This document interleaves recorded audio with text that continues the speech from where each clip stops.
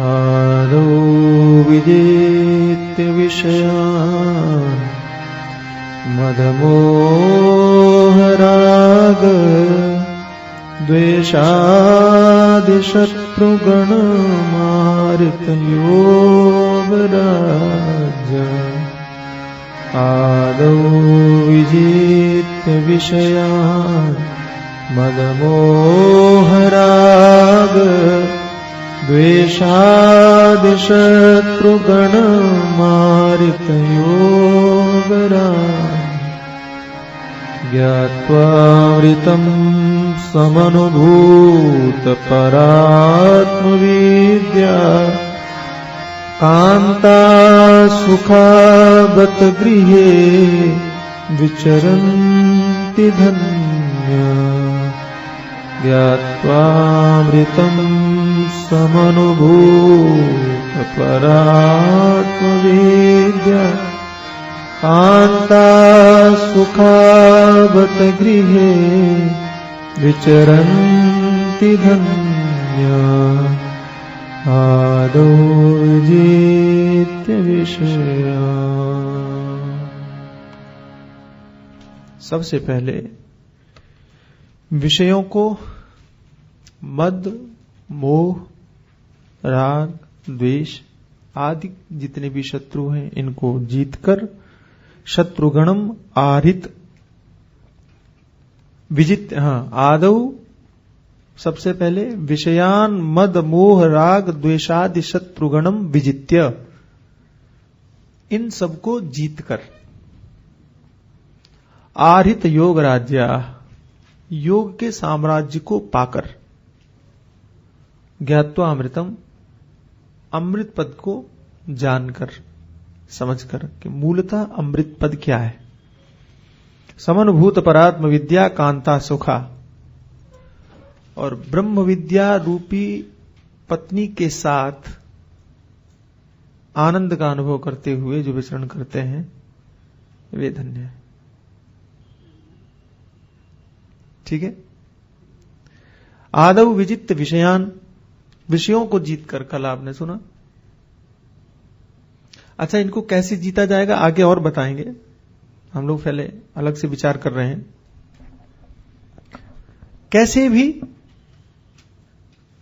चाहे आप जबरदस्ती, चाहे आप विचार से, साधना से, हठ योग से, योग से, कैसे भी मन के अंदर में जो संसार बसा है उसको निकालने की कोशिश करनी चाहिए, प्रयास होना चाहिए। महात्माओं के कहने के तरीके अलग अलग हैं, लेकिन सब ये चाहते हैं, इस बात को ध्यान से सुनना, संसार छोड़ करके कोई भी व्यक्ति जा नहीं सकता, ना हम ना आप। आप गृहस्थ आश्रम में आप अपने आप को संसारी कहते हो कि हम संसारी, लेकिन मूलतः बात यह है कि आप संसारी हो क्यों? कहो बोले हम संसार में रहते हैं इसलिए, है ना। हम लोग कहां रहते हैं? हम भी संसार में रहते हैं, कोई फर्क नहीं है। मैंने आपको पहले भी कहा है, यहां बैठने वाले वहां सुनने वालों में कोई फर्क नहीं। वही कपड़ा, वही भोजन, वही ईंट पत्थर से बना हुआ मकान, चाहे उसको आश्रम कहो चाहे वो घर कहो, बात एक ही, कुछ फर्क नहीं। फर्क सिर्फ चिंतन शैली का है, फर्क सिर्फ विचार का है। फर्क इसका है कि यहां बैठने वालों के हो सकता है कि अंदर में संसार न हो, और वहां बैठने वालों के भी यह संभावना हो सकती है कि अंदर में संसार न हो। और मेरा मानना है, शायद शास्त्र का भी यही मानना है, कि वहां बैठने वालों के अंदर में भी अगर संसार नहीं है तो इसका मतलब है कि यहां वालों से वो ज्यादा अलग नहीं है, सिर्फ बाहर से अलग नजर आते हैं, कोई अंतर नहीं, कोई फर्क नहीं। तो सिर्फ और सिर्फ कोशिश और प्रयास यह होना चाहिए कि अंदर का संसार हम कैसे निकालें।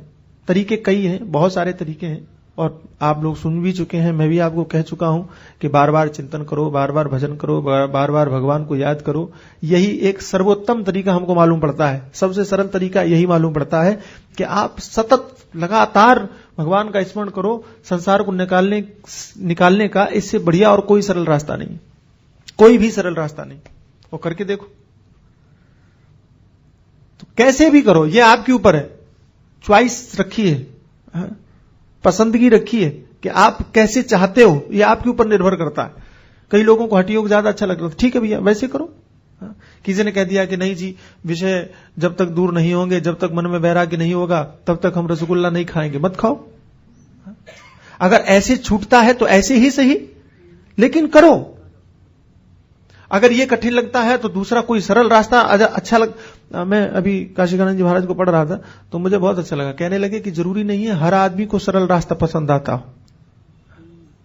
जरूरी नहीं है कि हर आदमी को सरलता ही अच्छी लगती हो, कई लोगों को कठिन रास्ते भी पसंद आते हैं। बात यह थी कि सगुण पूजा सरल है कि निर्गुण पूजा सरल है, सगुण पूजा अच्छी है कि निर्गुण पूजा अच्छी है। तो उन्होंने कहा कि सगुण पूजा सरल है, निर्गुण कठिन है। तो कठिन है इसलिए करनी नहीं चाहिए? नहीं, बोले कई लोगों को कठिन ही अच्छी लगती है, कई लोगों को कठिनता में ही भरोसा है।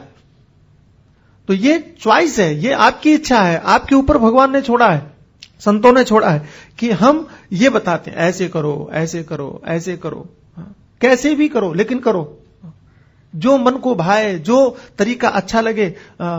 बाबुलनाथ जाने के लिए रास्ता इधर से भी है, रास्ता इधर से भी है, रास्ता उधर से भी है, रास्ता इधर से भी है, आपको जो अनुकूल पड़ता हो चले जाओ। अगर आप थोड़ा शरीर ठीक करना चाहते हो तो सीढ़ियों से चढ़ के जाओ, टाइम कम है और जल्दी बिना किसी परेशानी के जाना चाहते हो तो लिफ्ट लगा के रखा हो, उसमें बैठो, चढ़ जाओ। तरीका आपको चुनना है। तो जैसे बाबुलनाथ तक पहुंचने के लिए 2 रास्ते हैं, 4 रास्ते हैं, ऐसे ही इस चीज को पाने के लिए भी, विषयों को जीतने के लिए भी कई रास्ते हैं। उन रास्तों में से आप चुनो। ऐसा मत समझना कि एक ही चीज कही जाती है कि चिदंबरानंद ने ये कह दिया तो वही करना चाहिए ना। कौन सा अच्छा लगता है वो देखो, क्योंकि सभी बातें शास्त्र की हैं, शास्त्र ही सब बात कह रहे हैं। और कोई भी आचरण, कोई भी तरीका गलत नहीं है, क्योंकि शास्त्रों ने कहा सुविधा आपको जिसमें महसूस हो, लेकिन करना एक काम है। वो कौन सा? कि अंदर से संसार को निकाल के बाहर फेंकना है। जो आपको अच्छा लगता है वो करो। आदौ विजित्य विषयान, विजित्य विषयान, विषयों को जीतो। विषयों को जीतने का मतलब है कि अंदर घुसने नहीं चाहिए। जैसे शत्रु लोग पहले आक्रमण करते थे किले के ऊपर में, तो सबसे पहले क्या होता था, किला बनाते थे तो अंदर ना आ जाए, क्योंकि अंदर आ गए तो मुश्किल, बाहर है तो कोई बात नहीं। तो विषय बाहर है, बाहर ही रहने दो, अंदर प्रवेश मत करवाओ। तो योगी लोग क्या करते हैं कि विषय अंदर न जाए इसलिए दरवाजे बंद कर दो, आंखें बंद कर लो तो रूप नहीं आएगा, कान बंद कर लो तो शब्द नहीं आएगा, आदि आदि आदि।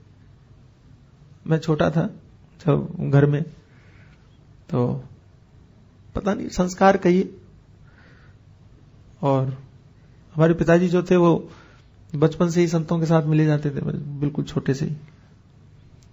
तो मैं कहता था कि अगर कोई चीज देखने से पाने की इच्छा होती है तो आंखें बंद कर लो। मैं बचपन में ही प्रवचन करने लगा था, छोटे छोटे बच्चे लोग बैठ जाते, बच्चों को बिठा लेता और वो कहें कि अगर कोई चीज देखने से हमको पाने की इच्छा होती तो क्या करें, तो मैं कहता आंखें बंद कर लो, ऐसे हाथों से करके कहता आंख बंद कर लो, दिखाई नहीं पड़ेगी। दूसरे बच्चे ने कहा कि अगर कोई कहे कि ले लो तो सुनाई पड़ेगा, तो मैं कहता कान बंद कर लो, सुनाई नहीं पड़ेगा। फिर किसी ने कहा कि नहीं सुनाई पड़ेगा नहीं, बात दूसरी है, लेकिन एक बार तो सुनाई पड़ चुका है, एक बार तो दिख चुका है, तो मन के अंदर में संस्कार है, अब मन उसको याद करेगा, पाना चाहेगा तब। तो मैं कहता था फिर वहां से उठ के भाग जाओ, कोई आकर्षण ही नहीं रहेगा, संबंध ही खत्म हो जाएगा। ये तो कैसे भी करो। तो योगी लोग आंखों को बंद करके दरवाजा बंद कर लेते हैं कि इन विषयों को, हम इन शत्रुओं को अंदर आने नहीं देंगे। ये भी एक तरीका है, कोई भी तरीका हो, किसी भी तरीके से विषयों को जीतो, शत्रुओं को जीतो। आदौ विजित विषयान। उसके बाद मद। मैं हमेशा इस बात को मानता हूं, आध्यात्मिक पथ में सबसे बड़ा कोई दुश्मन है तो वो है अहंकार, सबसे बड़ा दुश्मन मद, अभिमान, अहंकार। और यह मुश्किल क्यों है? क्योंकि ये एकमात्र ऐसा दोष है जिसमें व्यक्ति को आनंद आता है। ये एकमात्र ऐसा दोष है जो व्यक्ति को सुख देता है। हालांकि काम भी ऐसा हो सकता है, राग भी ऐसा हो सकता है, लेकिन अहंकार जितना पुष्ट करता है व्यक्ति को, अहंकार से जितना सुख मिलता है और किसी से उसको महसूस नहीं होता। अभिमान बीच में जुड़ा है, या यूं कहिए कि आध्यात्मिक दृष्टि से अभिमान से ही सब कुछ हो रहा है, अहम से ही सब कुछ हो रहा है। मैं मैं हूं तब न कुछ है, मैं हूं तब न विषय है, मैं हूं तब न कुछ इच्छाएं हैं, मैं हूं तब न कुछ कामनाएं हैं। तो मूल जगत में अहंकार। और आपने देखा होगा कि अहंकार आत्मा के सर्वाधिक नजदीक है, सबसे पास में, सबसे पास में। मन बुद्धि चित्त अहंकार, उसके बाद में आत्मा है। तो पहले अहंकार हो गया, फिर चित्त हो गया, फिर बुद्धि हो गई, फिर मन हो गया। मन दूर है, अहंकार सबसे पास में है। इसलिए मुझे अभिमान है, मुझे अहंकार है, ये अपना अहंकार व्यक्ति को नजर नहीं आता, अपना अहंकार दिखता नहीं है। सबसे बड़ा दोष है, सबसे मीठा दोष है, सबसे सुख देने वाला दोष है। इसलिए इससे कोई बचना नहीं चाहता, इसलिए इसको कोई छोड़ना नहीं चाहता। और कभी किसी ने अहंकार को छोड़ने के लिए कोई साधना नहीं की। यह बड़ी विचित्र बात। लोग काम से दुखी होकर के और साधना करते हैं कि हमारा काम दूर हो जाए। लोग क्रोध से बचने के लिए साधना करते हैं कि हमारा क्रोध ठीक हो जाए। लोग राग द्वेष छोड़ने के लिए प्रयास करते हैं, साधना करते हुए देखा है। लेकिन मेरा अभिमान छूट जाए, ये तो किसी के मन में आता ही नहीं होगा, कभी नहीं। हाँ। क्यों? क्योंकि लोग सोचते नहीं कि यह दोष भी है, लोग सोचते नहीं कि यह हमारी आध्यात्मिक मार्ग में सबसे बड़ी बाधा है। यह विचार ही नहीं आता। हम सुनते हैं, हमने सुना, संतों ने सुनाया कि अहंकार बाधा है, हमने सुन लिया, निकाल दिया, ये हमारे में है ही नहीं, हम क्यों सुने।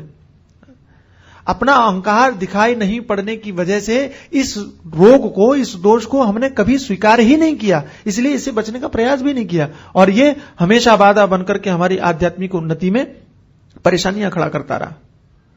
और देखना, मैं एक बात और कहता हूं कि जितना आपको ये सुख देता है अहंकार, मजे की बात यह है कि अहंकार ही एकमात्र है जिसके कारण संसार में सबसे ज्यादा झगड़े होते हैं, सबसे ज्यादा लड़ाइयां जो हुई हैं, चाहे वो घर में हो, चाहे वो बाप बेटे में हो, चाहे वो पति पत्नी में हो, चाहे वो पड़ोसी में हो, चाहे वो राष्ट्र में हो, देशों में हो, चाहे वो किसी में भी, कहीं पर भी, जब भी झगड़े की नौबत आएगी अहंकार आपको नजर आएगा। और चाहे वो आध्यात्मिकता में हो, ये अगर आपको आनंद प्रदान करता है, आपको अभिमान के द्वारा सुख मिलता है, तो ये बाहर झगड़े की नौबत भी खड़ी करता है। लेकिन उसके बाद में भी हम इससे बचना नहीं चाहते, छूटना नहीं चाहते। भगवान शंकराचार्य जी कहते हैं कि अगर आप योग साम्राज्य की अनुभूति पाना चाहते हो, अमृत तत्व का लाभ लेना चाहते हो, तो बहुत जरूरी है, बहुत आवश्यक है कि आप इस रोग को जीतो। विजित्य, अच्छा जीतने के लिए कहा, छोड़ने के लिए नहीं कहा, क्योंकि छोड़ सकते नहीं हो। यह मेरा निवेदन और सुना कि इनमें से एक भी दोष का आप त्याग नहीं कर सकते। विषयों को अभी नहीं, विषयों को छोड़ नहीं सकते। महात्मा बनने का अर्थ यह नहीं है कि आपने विषयों को छोड़ दिया, आंख फोड़ दोगे क्या, दिखाई तो पड़ेगा ही। आप जंगल में जाओगे तो वहां पेड़ दिखाई पड़ेंगे, फल दिखाई पड़ेंगे, वहां पर भी तो रूप होगा, पशु पक्षी होंगे, वे भी आपके मन को मोह सकते हैं। और भरत की कथा आप जानते ही, याद ही। ये आंखें नहीं होती तो उन्हें नजर ही नहीं आता, नजर ही नहीं आता तो वो कूदते ही क्यों, कूदते ही नहीं तो वो मृग शावक को पकड़ते ही क्यों। मृग शावक समझ रहे हैं, मृग हिरण के बच्चे को, और कहानी आप परिचित है। तो जंगल में, वन में जाने के बाद में भी इन आंखों के कारण वो फंसे कि नहीं फंसे। जंगल में जाने के बाद में भी मन की मोहात्मिका वृत्ति के कारण वो फंसे कि नहीं फंसे। तो आप कहीं भी चले जाइए, कहीं भी। मैं बचपन में पढ़ा करता था, जननी जनक बंधु सुत दारा, तन धन भवन सुहृद परिवारा, सबके ममता ताग बटोरी, मम पद मनई बांध बरी डोरी। गोस्वामी ने लिखा है कि ये 10 संबंध ऐसे हैं जिनसे व्यक्ति बच नहीं सकता, कितनी भी कोशिश कर ले। जननी माता, जनक पिता, बंधु भाई, जननी जनक बंधु सुत बेटा, दारा यानी पत्नी। जननी जनक बंधु सुत दारा, तन शरीर, धन पैसा, रुपया पैसा, भवन मकान, सुहृद मित्र परिवार। ये 10 संबंध ऐसे हैं जहां व्यक्ति को पकड़े रहते हैं। अब इनमें से सोचो कि क्या क्या छोड़ सकते हो। तो कहा माता जी को छोड़ सकते हैं, जननी, ठीक है। पिता बोले हाँ जी, उनको भी छोड़ देंगे। जननी जनक बंधु भाई को भी छोड़ देंगे, छोड़ ही देते हैं। महात्मा बनने के पहले ही छोड़ देते हैं इन तीनों को, जरूरत ही नहीं। अच्छा, इन तीनों को छोड़ने के लिए संत बनने की जरूरत नहीं, ऐसे ही छोड़ देते। तो 3 छूट गया। फिर सुत, पुत्र भी छोड़ा जा सकता है, ज्यादा कठिन नहीं है, थोड़ा याद आएगी छोड़ देंगे। दार, पत्नी भी छोड़ी जा सकती, पति भी छोड़े जा सकते हैं। अच्छा, धन वो भी छोड़ा जा सकता है, भवन घर भी छोड़ सकते हो, हालांकि छूटता नहीं है, ये वाला घर नहीं, जहां बैठोगे वही घर बन जाएगा। भवन सुहृद मित्र भी छूट जाएंगे, जब इतने इतने छूट, परिवार भी छूट जाएगा, लेकिन शरीर छोड़ के कहां जाओगे? छूट सकता है? और ध्यान देना, एक महात्मा को मैं पढ़ रहा था कि इनमें से 9 को छोड़ सकते हो, शरीर नहीं छूट सकता। जहां जाओगे साथ साथ जाएगा। और वो कहने लगे, ये जहां जाएगा वहां घर बना लेगा, ये जहां जाएगा वहां भवन बना लेगा, ये जहां जाएगा वहां परिवार बना लेगा, ये जहां जाएगा। हमने मां को छोड़ा, न जाने कितनी माताएं बना ली, बन ही जाएंगी, क्योंकि मन है, संबंधों को निर्मित करता है, बनाता है। एक महात्मा थे, दो कह लीजिए, 4 कह लीजिए, जंगल में पेड़ के नीचे बैठ के जप करें, भजन करें, पूजा करें। तो कहा कि देखो कितने अच्छे संत हैं कि भजन कर रहे हैं, पूजन कर रहे हैं। तो एक गुरु जी गए अपने शिष्य को लेकर के, और उन्होंने कहा कि इनकी असलियत जानना चाहते हो? ये भजन कर रहे हैं, पूजन कर रहे हैं, बोले इसमें असलियत क्या है? भगवान का भजन, कितने विरक्त हैं, पेड़ के नीचे बैठे हैं। तो गुरु जी ने कहा कि दिखाते हैं, चलो तमाशा। तो गुरु जी ने क्या किया, उन 4 में से एक महात्मा उठ करके कहीं गए स्नान आदि के लिए, तो उनके पेड़ के नीचे वो गुरु जी बैठ गए भजन करने। अब वो महात्मा आया, क्रोध आ गया, मेरे पेड़ के नीचे, छोड़ो इसको, यहां मैं 10 साल से बैठा हूं और तुमने हमारे पेड़ को ले लिया। गुरु जी ने शिष्य से कहा, ये देखो, ये भजन है, ये तप है, ये सब कुछ छोड़ चुके हैं, लेकिन पेड़ में मोह पैदा कर लिया। ये है ही ऐसा, आपका मोह ऐसी जगह पैदा होगा जहां आप सोच नहीं सकते, हम सोच नहीं सकते, कल्पना नहीं कर सकते। तो शरीर जहां जहां जाएगा वहां वहां भवन बना लेगा, वहां वहां परिवार बना लेगा, पशु पक्षियों से अपने मन को लगा लेगा, पशु पक्षियों से। मैं क्या कहूं आपको, मैं एक जगह था और बिल्कुल, कैसे कहूं, बिल्कुल अकेला बद्रीनाथ में, और बर्फ के ऊपर बैठा, रात थी, पहली रात, बड़ी भयानक, मुझे लगा कि क्या होगा। तो कैसे मन लगे, अकेला हूं, पहाड़ के ऊपर हूं, बर्फ चारों तरफ है, भयानक ठंड है, करें क्या?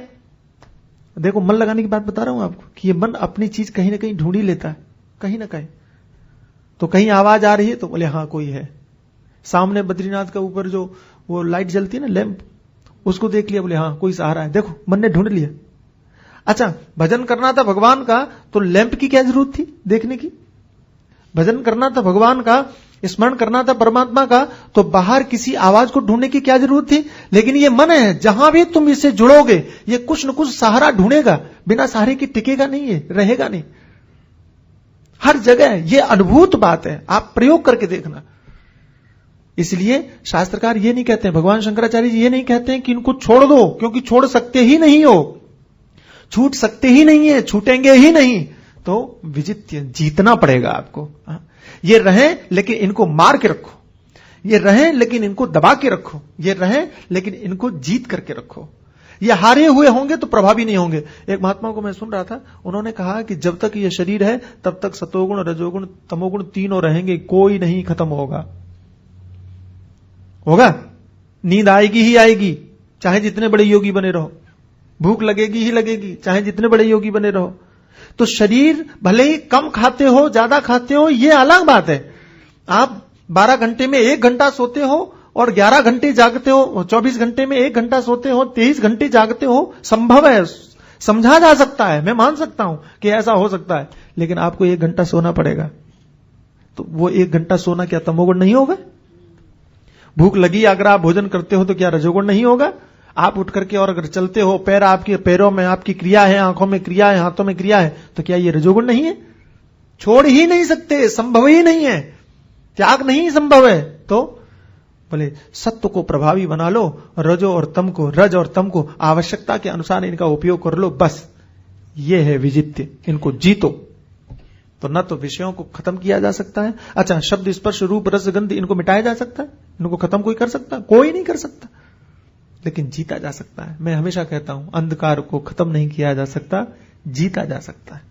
अंधकार को दबाया जा सकता है, प्रकाश कर लिया, लाइट जला ली तो अंधकार का प्रभाव कम हो गया, लेकिन गया नहीं है वो कहीं। लाइट बंद करो, अभी मालूम पड़ेगा, अभी दिखाई पड़ेगा, अनुभव में आ जाएगा कि अंधकार क्या है, अंधकार की महिमा क्या है। अंधकार समाप्त नहीं हुआ, छुपा है। इसलिए हमारे महात्मा लोग कहते हैं कि साधक बनना सबसे ज्यादा कठिन है।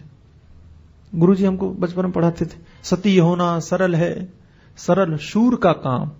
गुरुजी कहते सती होना तो 1 घंटे का काम, बस आग लगाया, 1 घंटे से ज्यादा 1 घंटा, जल गया शरीर, खत्म। 1 घंटे का ही तो कष्ट है। सरल शूर का काम, जो सीमा पर खड़े हुए हैं ना सेना वाले, उनका भी काम सरल है। 1 गोली लगी सीने में और प्राणांत हो गया, खत्म। ज्यादा से ज्यादा 10 मिनट, आधा घंटा, 1 घंटा, शरीर समाप्त हो गया। लेकिन साधक होना कठिन है। क्यों? जीवन भर संग्राम, प्रतिपल संग्राम है, प्रतिपल। कब लाइट चली जाए और अंधकार का प्रभाव हो जाए आप नहीं कह सकते। हमारे और आपके, देखो, आपके वश में लाइट का जलाना है, आपके वश में लाइट को प्रभावी रखना है, लेकिन ये कब चली जाए ये आपके हाथ में नहीं है। और जिस समय चली जाएगी उसी समय अंधकार अपना रूप दिखा देगा और आप बाद में दोबारा उतनी मेहनत करनी पड़ेगी कि क्या हुआ, कौन सा फ्यूज उड़ा, देखो जरा, ढूंढो। लेकिन जब तक वो फ्यूज नहीं मिल जाता, जब तक उस कनेक्शन को ठीक नहीं कर देते, तब तक अंधकार अपना प्रभाव बनाए रखेगा। ऐसे ही आप कितने भी बड़े साधक बने रहो, हम कितने भी बड़े योगी बने रहें, लेकिन जिस समय पर वो ज्ञान की वृत्ति खत्म होगी संस्कार के प्रभाव से, संस्कार भी तो महत्वपूर्ण भूमिका रखता है। जिस समय पर वो प्रभावी होगा, जिस समय पर प्रभावी होगा, सब कुछ खत्म हो जाएगा। फिर आपको लगेगा इतनी सारी मेहनत, जिंदगी की मेहनत सब गई पानी में दोबारा। इसलिए हर समय सावधान रहने की जरूरत है। तो जीतने का अर्थ यह नहीं है कि अब आप निश्चिंत होकर के सो जाओ। भागवत में कथा आती है कि देवता लोग परेशान थे और राक्षसों से, तो भगवान से कहा कि बार बार हार जाते हैं, बार बार हार जाते हैं, तो आप ऐसा कुछ प्रयास करो कि हम लोग हारे नहीं, अमर हो जाएं। तो भगवान ने कहा ठीक है, कोशिश करते हैं। तो समुद्र मंथन किया, कहानी जानते हो आप। समुद्र मंथन करके अमृत निकाला और देवताओं को पिला दिया। ध्यान देना, यह साधकों के लिए कहानी है, यह मनोरंजन के लिए कहानी नहीं है। तो साधक देवताओं को भगवान ने समुद्र में से अमृत निकाल करके पिला दिया, दैत्यों को नहीं दिया। और दैत्य लड़े तो मारे गए, देवता जीत गए। और जीतने के बाद में ये स्वर्ग में भोग विलास करने लगे, आनंद में रहने लगे। और आपको आगे की कथा मालूम है? आगे की कथा यह है कि शुक्राचार्य ने दैत्यों को मृत संजीवनी विद्या के द्वारा जीवित किया और जिंदा करके दैत्यराज बलि ने फिर स्वर्ग के ऊपर आक्रमण किया। और मजे की बात यह है, अमृत पिए हुए देवता हार गए। आ रही है बात समझ में? जो अमर हो चुके थे, जिन्होंने अमृत पी लिया था, जिन्होंने दैत्यों को मार गिराया था, वे देवता हार गए। क्यों? क्योंकि वो लापरवाह हो गए थे, क्योंकि वो भोगी हो गए थे, क्योंकि वो विषयी हो गए थे, क्योंकि उन्होंने ये समझ लिया था कि अब हम जीत गए, हमारा कुछ नहीं बिगड़ेगा।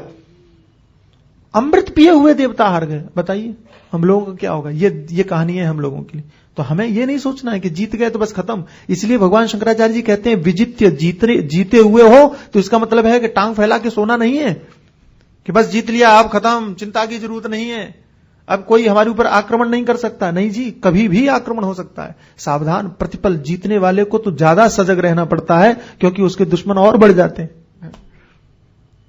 संसार के लोगों के ऊपर विषयों का आक्रमण इतना नहीं होगा जितना कि साधकों के ऊपर होगा। और ये आप देख लेना विचार करके, वो तो घिरे ही हुए हैं, विषय सोचते हैं इनको क्या मारेंगे, तो पहले से ही पकड़े हमारी गिरफ्त में है। हारे हुए लोगों के ऊपर कौन प्रहार करना चाहेगा? घिरे हुए लोगों को कौन घेरना चाहेगा? मरे हुए लोगों को कौन मारना चाहेगा? घेरने की जरूरत तो उन्हें है जो जीतने का दावा करते हैं, पकड़ने की आवश्यकता तो उन्हें है जो जीतने का दम भरते हैं।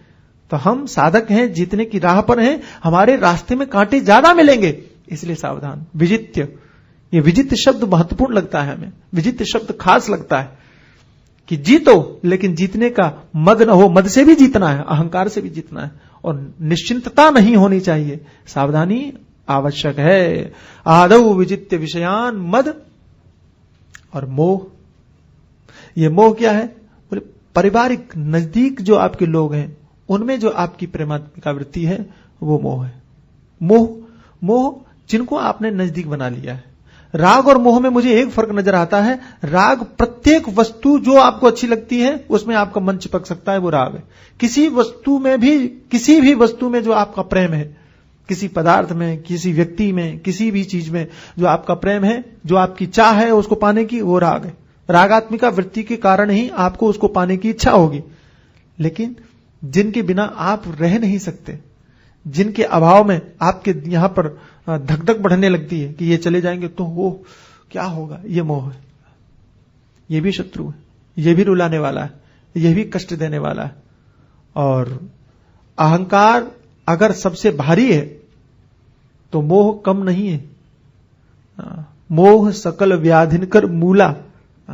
गोस्वामी तुलसीदास जी कहते हैं कि मोह जितनी भी मुश्किलें आपकी होती हैं और जितने भी व्याधियां कष्ट होते हैं उन सबका मूल कारण मोह है, सबसे मूल कारण। हालांकि वहां मोह का अर्थ अज्ञान हो सकता है, लेकिन यहां मोह का अर्थ मुझे जो सीधा सीधा नजर आ रहा है वो सिर्फ पारिवारिक जो आपके रिश्ते हैं, पारिवारिक जो संबंध है, उनसे जो चित्त का लगाव है, उनसे सावधान करने की बात है कि आप सावधान हो जाओ, क्योंकि दुनिया जैसी दिखती है वैसी है नहीं, संसार जैसा नजर आता है वैसा है नहीं। और कई बार तो मुझे लगता है कि हमें और आपको पता होता है कि संसार कैसा है, लेकिन फिर भी हमारा चित्त उससे छूटने का नाम नहीं लेता, उससे विरक्त होने का नाम नहीं लेता, हमेशा चिपका रहता है, हमेशा, और दुखी होता रहता है, रोता रहता है।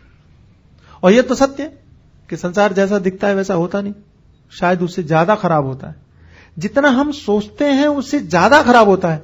मैं कहीं पढ़ रहा था कि दो लोग थे, दो व्यक्ति थे और बैठे हुए थे और दुखी होकर के चर्चा कर रहे थे कि हमारे बेटे जो है ना बड़े मूर्ख है, बहुत मूर्ख है, बुद्धि नहीं है। तो दोनों में विवाद था कि नहीं मेरा बेटा ज्यादा मूर्ख, मेरा बेटा ज्यादा मूर्ख।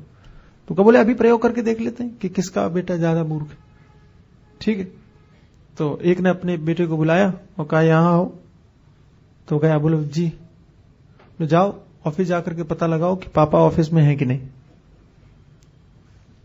पिता ही बेटे से कह रहा है कि बेटा जाओ ऑफिस में जाके पता लगाओ कि बेटा है कि नहीं, और ये चला गया। कहा देखो कितना मूर्ख है कि मैं ही कह रहा हूं और मुझे ही ढूंढने के लिए ऑफिस में गया है, अजीब आदमी। दूसरे ने कहा कि मेरा बेटा भी देख लो। तो बुलाया और कहा कि बेटा जाओ, 2 रुपए दिए उसको, बोले टेलीविजन लेकर के आओ, टीवी। ये 2 रुपए लेके चला गया टीवी खरीदने के लिए। तो कहा देखो कैसा मूर्ख, 2 रुपए में टीवी मिलता है। दोनों चले गए, ये दोनों दुखी हो रहे थे कि कैसे लड़के मिले। संयोग की बात कि दोनों बेटे चौराहे पर मिल गए बहुत समय के बाद। और उन दोनों लड़कों ने कहा कि हमारे पिताजी कितने पागल हैं। दोनों ने कहा हमारे पिताजी कितने पागल हैं। अच्छा, आप लोग समझ रहे होंगे कि वाकई बुद्धिमान होंगे, तभी तो पिताजी की जो बेवकूफी थी उनको समझ में आ गई। लेकिन ये अनुमान गलत है। उन्होंने क्या कहा वो सुनो तो सही। उन्होंने कहा कि हमारे पिताजी कितने पागल हैं। तो दूसरे वाले ने कहा क्यों, जो टीवी ढूंढने गया था उसने कहा क्यों। बोले देखो अजीब पिताजी। अरे भाई उनको पता लगाना था कि ऑफिस में पिताजी हैं कि नहीं, तो टेलीफोन ही कर लेते, हमको क्यों भेजा। ये बुद्धि है। और दूसरे वाले ने कहा कि हमारे पिताजी भी पागल हैं। तो कहा क्यों। बोले उन्होंने कह रखा है कि 2 रुपए में टीवी लाओ, 4 घंटा होने को आए, लेकिन उन्होंने ये नहीं बताया कि कलर्ड लाना है कि ब्लैक एंड व्हाइट लाना है।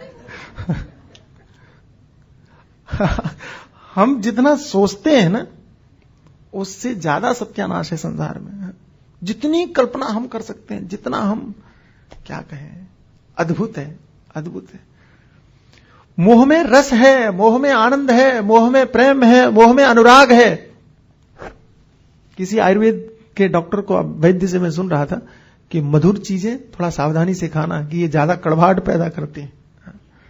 संसार में मोह है, इसमें कोई, संसार में मोह का आनंद है, इसमें कोई परेशानी नहीं। मैं एक शायर को पढ़ रहा था कि जिंदगी लगती है एक प्यारी गजल सी, लेकिन जिंदगी, बहुत बढ़िया लगा मुझे ये शब्द, इतना अच्छा लगा, ये शेर बहुत बढ़िया लगा मुझे।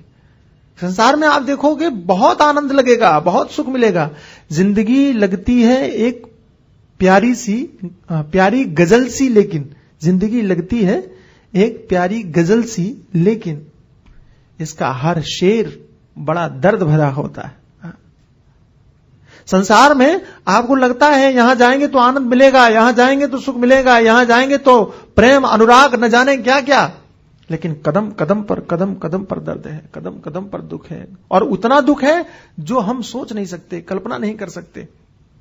संसार का यह अनुराग व्यक्ति को आकर्षित करता है, संसार का यह अनुराग व्यक्ति को संसार में घुसने के लिए प्रेरित करता है, लेकिन जाने के बाद इससे खुश होकर के कोई लौटता नहीं। जाने के बाद जो प्रसन्नता की कल्पना थी वो चीत्कारों में बदल जाती। प्रसन्नता का जो अनुमान था वो चीत्कारों में बरसने लगता है, चीत्कारों में त्राह त्राह मचा देता है। और संसार के प्रत्येक व्यक्ति की यह हालत है, कोई बचा नहीं। जिन्होंने भी संसार से आनंद की अपेक्षा किया, जिन्होंने भी संसार से सुख की कामना की, उन सबकी यही कहानी है, सबकी, एक की नहीं। एक व्यक्ति, इतिहास उठा करके देखो, रावण से लेकर के और आज तक के राजाओं तक, किसी का भी इतिहास देख लो, रंक से लेकर के ब्रह्मा तक, ब्रह्मा में ने भी अगर इस संसार में सुख ढूंढने की कोशिश किया तो उनको भी मुंह खानी पड़ी, मुंह की खानी पड़ी, उनको भी वही अंजाम भुगतना पड़ा जो संसार के सामान्य व्यक्ति को भुगतना पड़ता है। ये संसार की कहानी है। लेकिन आहा मोह महिमा बलवाना, हमारे गुरुदेव भगवान कहते हैं कि मोह की महिमा बलवान देखो, सारे संसार में चित्कार है, सारे संसार के लोग रो रहे हैं, लेकिन फिर भी मोह से बचना कोई नहीं चाह रहा है, कोई छोड़ नहीं रहा है। यह मोह की महिमा है। हम जानते हैं कि यहां जाने के बाद में कष्ट ही कष्ट है, हम जानते हैं कि यहां जाने के बाद में दुख ही दुख है, लेकिन उसके बाद में भी सब परेशान। एक सज्जन को मैंने कहा, एक लड़का था, वो संत बनने के लिए आया, बोले हम महात्मा बनेंगे, ध्यान करेंगे, पूजन करेंगे, चिंतन करेंगे और मुक्त होंगे। तो पिताजी ने, माताजी ने विरोध किया, ये ठीक नहीं, तुम यहां रहो, माता पिता की सेवा करो और यही तुम्हारा धर्म है, यही। अच्छा, ऐसे समय पर लोगों को धर्म बड़ी जल्दी याद आता है। जब कोई वास्तव में धर्म की बात करे, जब कोई विरक्त होने के लिए आगे बढ़े, तो माता पिता को धर्म याद, बोले माता पिता की सेवा ये सबसे पहला काम। तो मेरे पास लेकर के आए, मैंने उनसे कहा कि अगर आप नाराज न हो तो एक बात पूछे। तो कहा पूछा। हमने कहा तुमने शादी किया? कहा घर में रहे, हाँ, महात्मा नहीं बने। तो मैंने कहा तुमने कितनी माता पिता की सेवा किया वो बताओ, कितनी कर ली और कितने करते हैं? यह कोई गारंटी नहीं है कि जो विवाह करेंगे वो माता पिता की सेवा ही करेंगे, ये जरूरी है? कहां जरूरी है? एक बात। और दूसरी बात मैंने कहा कि तुम चाहते क्या हो? तो कहने लगे स्वामी जी अगर महात्मा हो ये रोएगा, दुखी होगा। साफ साफ बोला उन्होंने, हम ही से बोल रहे हैं कि महात्मा बनेगा तो रोएगा, जीवन में कष्ट भुगतेगा, परेशानियां रहेंगी। हमने कहा कि आप संसार में हो, आपको परेशानी नहीं है, आप संसार में हो, आपको दुख नहीं है, आप संसार में हो, आपको कष्ट नहीं है। तो कहने लगे नहीं है। हमने कहा कि फिर महात्माओं के पास, मंदिरों में, भगवान के पास रोते रोते क्यों जाते हो? अगर कोई कष्ट नहीं है, कोई मुश्किल नहीं है, कोई परेशानी नहीं है, तो दर दर भटकने की जरूरत क्या है? ये तो हमको समझाने के लिए कह रहे हो, लेकिन सच्चाई यह है कि सब दुखी हैं, नानक दुखिया सब संसार, कोई नहीं बचा है। और तब मुझे एक बात समझ में आई कि जब संसार के लोग ये अनुभव करते हैं कि संसार में दुख ही दुख है, दुख के अलावा कुछ नहीं है, उसके बाद वो अपने पुत्रों को संसार की असलियत समझाते क्यों नहीं है, संसार की वास्तविकता से परिचित करवाते क्यों नहीं है? तो मुझे लगा ये भी भगवान की विचित्र लीला है, मोह की महिमा है। उनको लगता है कि हम भुगत रहे हैं तो मेरा बेटा भी भुगते, ये क्यों बचे, ये निकल जाएगा तो ठीक नहीं। कुछ भी समझो, कारण कोई भी हो, लेकिन ध्यान रखना मोह कहीं पर भी चित्त में अज्ञान, यह मोह अज्ञान का ही दूसरा रूप है, अलग नहीं है। अज्ञान से ही व्यक्ति किसी को भी अपना बना लेता है, किसी में भी अपनत्व पैदा कर लेता है। और मोह इसीलिए इसको कहा कि जो नहीं है उसको हमने अपना मान लिया। संसार के जितने भी संबंध हैं भाई सब माने हुए हैं, कोई भी असली संबंध नहीं है, कोई भी वास्तविक संबंध नहीं है। उन संबंधों का निर्वाह वेदव्यास जी महाराज ने महाभारत में कहीं लिखा कि संबंध कैसे हैं, बोले समुद्र में मिली हुई लकड़ी की तरह है। एक लहर आई, एक लकड़ी आ गई, दूसरी लहर आई, दूसरी लकड़ी आ गई, लहर ने उन दोनों लकड़ियों को मिला दिया। समय के अनुसार वो साथ साथ में चले, लेकिन फिर कहीं बीच में एक लहर आई, ये लकड़ी इधर गई, ये लकड़ी उधर गई। बस यही जीवन है, यही संबंध है। एक महात्मा दूसरे आधुनिक तरीके से समझाते थे कि आप सफर करते हो, ट्रेन में जाते हो, सीट के पास में आपका दूसरा कोई सहयोगी मिल गया, तो उसको देखा, बड़ा अच्छा लगा, प्रेम हो गया, अनुराग हो गया, और पूरा सफर कब पूरा हो गया आपको पता ही नहीं चला। लेकिन जहां प्लेटफॉर्म आया, स्टेशन आया, वो अपने घर गए, आप अपने घर गए, बस खत्म। ये दुनिया, यही जिंदगी। तो जैसे एक स्टेशन से दूसरे स्टेशन तक, एक गंतव्य से दूसरे गंतव्य तक, और आपका कोई साथी आपको मिल जाता है और आप अनुराग, प्रेम, हंसी खुशी से मस्ती से चले जाते हैं, सफर कर लेते हैं। कभी कभी तो ट्रेन का सफर मुझे दुनिया का सफर लगता है।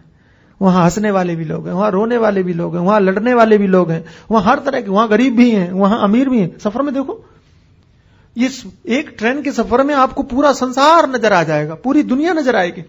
कोई पूड़ी खा रहा है, कोई रोटी खा रहा है, कोई सब्जी खा रहा है, कोई भूखा ही जा रहा है, कोई चना ही चबा रहा है। जो दुनिया में हम देखते हैं वो सब कुछ उस सफर में नजर आता है। तो जैसे हम आज संसार को ट्रेन में देख लेते हैं, मैं कहता हूं कि ट्रेन को इस संसार में क्यों नहीं देख लेते हो? ये आपके घर में रहने वाले लोग, आपकी केबिन में सफर करने वाले सहयात्री हैं, ये क्यों नहीं समझ लेते हो? आपके घर में रहने वाले लोग, आपके नजदीक रहने वाले लोग सिर्फ और सिर्फ आपके हमसफर हैं। और किसी का स्टेशन पहले आ जाता है। जरूरी नहीं है कि सब दिल्ली ही उतरे, कोई मथुरा भी उतर सकता है, कोई कोटा भी उतर सकता है, कोई सूरत तक जा सकता है। जरूरी है कि सब के सब जितने ट्रेन में बैठे हैं सब के सब दिल्ली ही जाएंगे, सब हरिद्वार ही पहुंचेंगे, कि सब जम्मू ही जाएंगे? नहीं जी नहीं। जिसका टिकट जहां तक कटा है, जिसने जितना पैसा अदा किया है, जिसने जितना पैसा भरा है, रुपया भरा है, और जिसने जितना पैसा भरा है उतनी सुविधाओं के साथ में सफर करेगा। बात आ रही है समझो? जितना पैसा भरा है, फर्स्ट क्लास का टिकट लिया है तो ज्यादा सुविधाएं मिलेंगी, सेकंड क्लास का टिकट लिया है तो थोड़ा कम सुविधाएं मिलेंगी, जनरल का टिकट लिया है तो धक्का मारा मारी उसमें सफर करेगा। लेकिन और जहां उसका प्लेटफॉर्म, जहां तक टिकट है वहीं उसको उतरना होगा। आप कितनी भी कुछ अच्छा सहयात्री कितना भी प्यारा हो, बहुत अच्छा हो, लेकिन उसका प्लेटफॉर्म आ जाए, आप कहो नहीं जी चले चलो दिल्ली चले चलो, बहुत अच्छे लग रहे हो, मत उतरो, हो सकता है। अच्छा वो नहीं उतरेगा तो टीटी उतार देंगे, उतर, तुम्हारा टिकट यहीं तक था। नहीं भी उतरना चाहेगा तो उसे उतरना पड़ेगा, वो कहेगा बाद में फोन करेंगे, देखेंगे, बाद में मिलेंगे। पूरा जीवन ऐसा ही है। जीवन को सफर बनाओ मत, जो है उसे समझ लो। वास्तविकता यह है, कहीं पर भी किसी से भी अपने मन को जोड़ने से पहले, तुम्हारे परिवार में किसी से भी मन लगाने से, कभी किसी से दिल न लगाना, किसी को अपना नहीं बनाना, ये ध्यान रखो।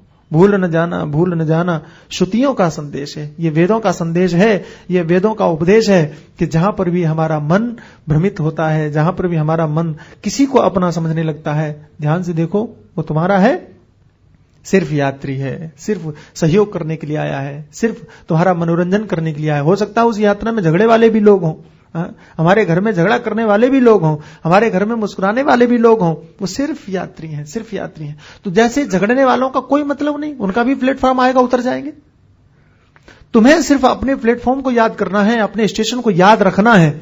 लोग कैसे भी हों उनको वहीं पर छोड़ देना है, सब छूट जाएंगे। या तो आप उन्हें छोड़ेंगे या वो आपको छोड़ के चले जाएंगे। और अगर कोई चले जाते हैं तो भी रोने की जरूरत नहीं, नहीं जाते हैं तो भी घबराने की जरूरत नहीं। और साथ साथ में आनंद पूर्वक जिए सफर, जितना सुखद गुजर सके उतने गुजारने की कोशिश करो, मोह मत करो। सीधी सी बात है, अज्ञान ही जो नहीं है उनको तुम्हारा बनाने की कोशिश करता है, बनाता है, इसलिए उसे बनाने मत दो। इस वृत्ति को जागृत रखो, आंख खोल करके, ज्ञान की आंख खोल करके, प्रकाश के उजेले में जो तुम्हारे हैं उनको देखो जरा कि कौन किसका है। कोई किसी का नहीं, सिर्फ चला चली का मेला है, 2 दिन का खेला, 4 दिन का खेला है, 4 दिन की जिंदगी है, सब ऐसे ही मिले। आदौ विजित विषयान मद मोह राग द्वेष, ये राग द्वेष थोड़ा ज्यादा खतरनाक है। राग द्वेष ऐसे हैं। अच्छा, मोह सिर्फ परिवार में होता है, मोह सिर्फ आपके घर में होता है, लेकिन राग द्वेष कहीं भी हो सकता है, कहीं पर भी। जहां कहीं पर भी आंख गई, जहां कहीं कान गया, जहां कहीं मन गया, वहीं चिपक सकता है। तो राग है चिपकना, और द्वेष है कि बस ये मुट्ठी बांध करके और लड़ने के लिए तैयार रहना। ये दोनों ही वृत्ति खराब है। भागवत में आया, धर्मम भजस्व सततम त्यजलोक धर्मान सेवस्व साध पुरुषान जहि काम तृष्णान अन्यस्य दोष गुण चिंतन माशु मुक्त्वा। किसी के गुणों को मत देखो, किसी के दोषों को मत देखो। अन्यस्य दोष गुण चिंतनम आशु मुक्त्वा, तुरंत अभी मुक्त हो जाओ। पूज्य महाराज श्री कहा करते थे, अखंडानंद जी महाराज, कि गुण और दोष दोनों से मुक्त होने के लिए कहा। गुण से भी मुक्त हो जाओ, गुण भी किसी के मत देखो, दोष भी किसी के मत देखो। क्यों? तुम्हारे जी कहा करते थे कि गुण देखोगे तो राग होगा कि बड़ा अच्छा है, और दोष देखोगे तो द्वेष होगा। ये दोनों ही बुरे हैं। महात्मा लोग राग और द्वेष दोनों से मुक्त होने की बात करते हैं। राग द्वेष रहित तो हो जाओ, ये बात करते हैं। गुणों को देखोगे तो राग हो गई। अच्छा, एक संत से मैंने सुना, उन्होंने कहा कि देखो भाई, मैंने कहा कि गुण तो सीखने चाहिए, अगर किसी में गुण दिखते हैं तो क्या परेशानी है। कहने लगे देखो भाई, वो बात सही है, कि गुण सीखने चाहिए, गुण लेने चाहिए, लेकिन जब आप साधना में आगे बढ़ने की सोचते हो, ठान लेते हो कि हमें मुक्त होना है, हमें आगे बढ़ना है, तो फिर ये बात बहुत गौण हो जाती है, छोटी हो जाती है। मत देखो। हमने कहा क्यों? बोले एक बात बताओ, किसी के घर में और बढ़िया खीर, रबड़ी, मालपुआ, न जाने क्या क्या अच्छी अच्छी चीजें जो खाते हो तुम लोग, वो बनती हैं, बन रही हैं पड़ोसी के घर में। मैंने कहा इसका इससे क्या मतलब है? तो महात्मा ने कहा कि जरा विचार करो कि पड़ोसी के घर में बनने वाली मिठाइयों से, पड़ोसी के घर में बनने वाले पदार्थों से, पकवानों से तुम्हारा पेट भरेगा? बोलो, नहीं भरेगा। उनको क्यों देखना? जाने दो, तुम्हारे घर में जो है उसको खा करके संतुष्ट हो जाओ, और तुमको जो परमात्मा ने भेजा है उसी में संतुष्ट रहो, ये समझो। तो हमने कहा इसका मतलब क्या हुआ? बोले मतलब ये हुआ कि सामने वाले में बहुत अच्छाइयां हैं, सामने वाले में बड़े सद्गुण हैं, उससे तुम्हारा क्या भला होगा? नहीं होगा। वो तुम्हारा भला होगा जो तुम में है उसका उपयोग करने से, तुम्हारा भला होगा गुरुजी ने जो तुमको कहा है उसको अपने जीवन में लाने से। कहो स्वामी जी वो आदमी बड़ा बढ़िया तरीके से कथा सुनता है, तुम कैसे सुनते हो? बोले हम नहीं सुनते। क्यों नहीं सुनते हो? तुम सुनो, हम सुनेंगे तब उसका फल हमें मिलेगा। दूसरा नहीं सुनता है, और दूसरा सुनता है, अच्छा सुनता है, उससे हमको फल नहीं मिलेगा, और दूसरा नहीं सुनता है, उससे हमारी हानि होगी। हमारे पड़ोस में बैठने वाला कथा ठीक नहीं सुनता है, ये अगर आपने देखा, सुना, समझा, उससे आपकी हानि क्या है? आपकी हानि तब होगी जब उसी को देखते रहोगे।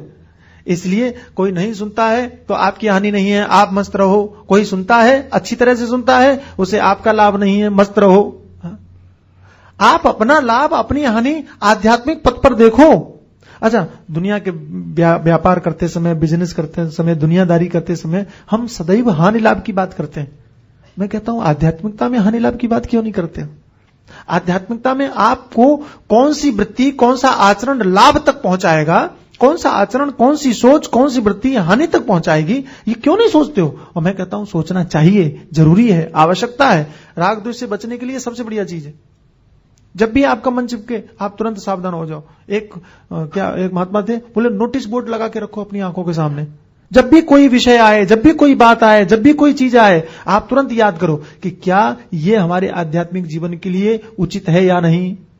अगर हां तो आगे बढ़ो, नहीं तो क्रॉस। हमको मतलब ही नहीं रखना है, सीधी सी बात। आपके बिजनेस में फायदा कराने वाली चीज को आप लपक करके पकड़ना चाहेंगे, लेकिन आपको पता चले कि इससे आपको घाटा हो सकता है तो छोड़ देंगे। आगे बढ़ने का सवाल ही नहीं है। बस ये अपने चित्त को आध्यात्मिक व्यवसायी बना लो, ये मेरी सलाह है। अपने चित्त को, अपने मन को आध्यात्मिक बिजनेसमैन बना लो। क्या बोलते हैं? स्पिरिचुअल बिजनेसमैन, आध्यात्मिक बिजनेसमैन, आध्यात्मिक व्यापारी बना लो कि कहां लाभ है, कहां हानि है। इन दोनों चीजों को लेकर के सावधानी तो सब जगह जरूरी है। इन दोनों चीजों को लेकर के अगर आप सावधान रहे, कोई भी चीज जीवन में आए, चाहे संबंध हो, चाहे धन हो, चाहे वृत्ति हो, चाहे विचार हो, आप यही सोचो इस चीज से मेरा आध्यात्मिक जीवन में कितना लाभ होगा। हमेशा सोचो। ध्यान करने बैठे, कोई चीज आई, इससे कुछ फायदा नहीं तो हटाओ, बस खिसका दो, दूसरी चीज को आने दो। दूसरा विचार आया, उसको भी सोचो, इससे कुछ लाभ नहीं, जाने दो। भगवान का चेहरा आया, इससे लाभ, हाँ बहुत आनंद आएगा, रहने दो। जो चीज आपको अनुकूल पड़े, जो चीज आध्यात्मिक जीवन को बनाने में सहयोगी हो, उसको रखिए, रखने की कोशिश कीजिए, उसको बार बार बुलाने की कोशिश कीजिए। जिससे फायदा होता है ना, उसको टेलीफोन करके घुमाते हैं। और तुमने क्या सोचा फिर? बार बार फोन करते हैं ना, बार बार संपर्क करते हैं। जिससे फायदा है, और जिससे फायदा नहीं है उसका अगर फोन आएगा तो देखा है, अरे उसी का है, जाने दो यार। फोन उठाओगे भी नहीं, ये भी नहीं कहोगे कि हम बिजी हैं, आप उसका नंबर रिसीव ही नहीं करना चाहोगे। मैं कहता हूं यही यहां होना चाहिए कि जो आपके फायदे का नहीं है उसे रिसीव ही मत करो, उसको बाहर ही छोड़ दो, उसको वहीं त्याग कर दो। इतना करना आ गया, हमारा जीवन सुधर सकता है। तो द्वेषादि शत्रुगणम विजित्य, इन दोषों को जीत कर, उसके बाद में क्या है आगे? आहित योग राज्य है, योग साम्राज्य प्राप्त करके। तो योग साम्राज्य क्या है हम कल चर्चा करेंगे।